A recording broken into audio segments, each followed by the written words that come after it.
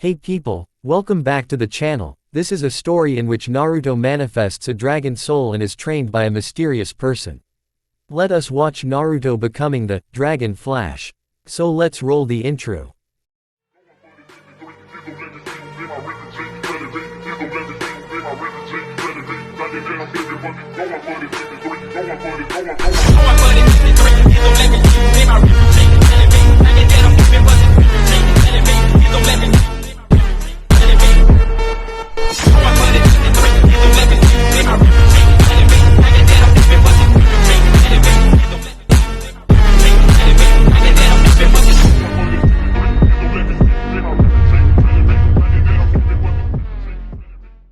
Chapter 6, Chunin Exams and Orochimaru.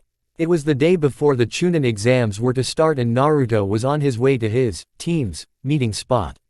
He knew they were starting and that Kakashi had waited this long to tell them about the exams because he was simply that lazy.